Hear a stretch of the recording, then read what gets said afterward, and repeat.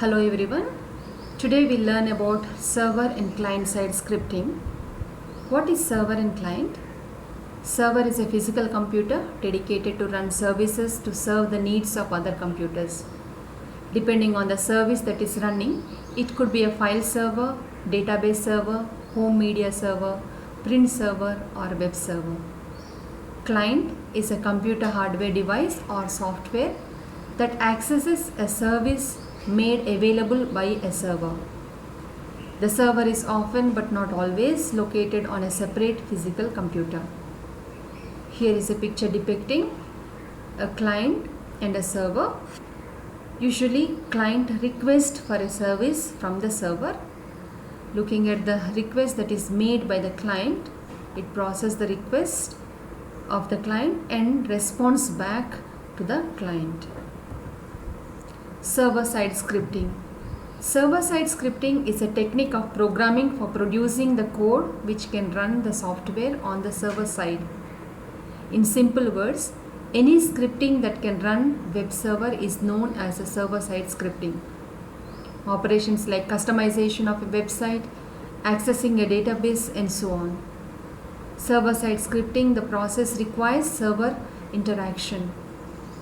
Server-side scripting constructs a communication link between a server and a client. Earlier, the server-side scripting is implemented by CGI, Common Gateway Interface.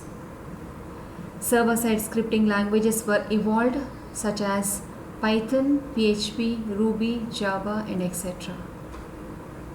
Here is a picture depicting how the client and server works.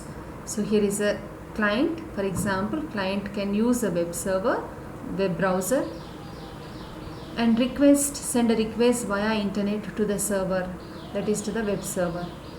Web server processes the request and responds back via internet to the client. Client-side scripting. Client-side scripting is performed to generate code that run on the client end, that is a browser, without needing the server-side processing. The client-side scripting can be used to examine the user's form for the errors before submitting it and for changing the content according to the user input. Client-side scripting, the process does not need interaction with the server. Client-side scripting languages were evolved such as HTML, CSS, JavaScript, etc. So here is the same picture for client and side scripting. Socket. Sockets are the endpoints of a bidirectional communication channel. Sockets may communicate within a process, between processes on the same machine, or between processes on different continents. May be implemented over a number of different channel types, for example, Unix domain sockets, TCP, UDP, and so on. Socket programming is a way of connecting two nodes on a network to communicate with each other. Server forms the listener socket while the client reaches out to the server. For example, import socket s equals to socket.socket and the parameters are socket.af underscore inet, socket.sock underscore stream. Creating socket. Socket module.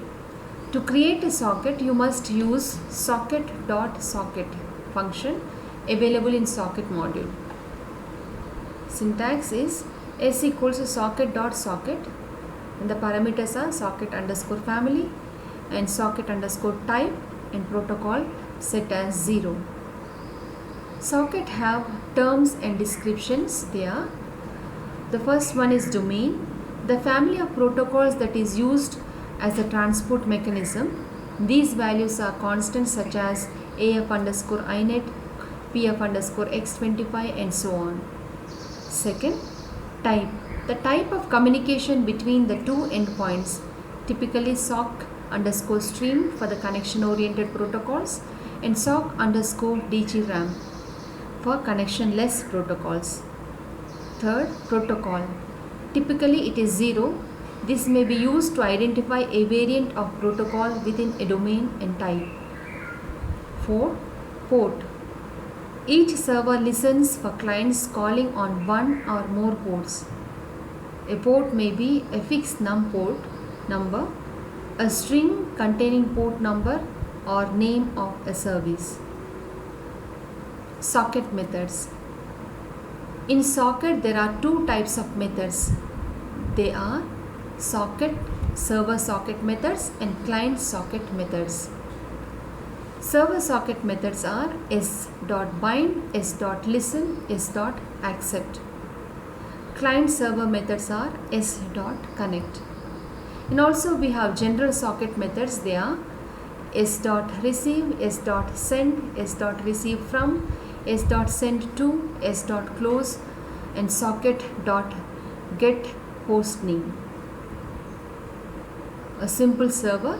Let's write a very simple server program. Example, import.socket, s equals socket of socket function, host equals socket.get host name, port number, example 12345, s-bind, so we are binding the host with the particular port. Then s.listen, while true, c comma address equals to s.accept, print got connection from whatever the address that we have got the connection from. c.send, thank you for connecting, c.close. Here is a simple client program. Import socket, s equals socket.socket, host equals socket.get host name, port, the same port we have to use, that is 12345, s.connect, the parameters we send to host and port number, print s.receive 1024 and s.close.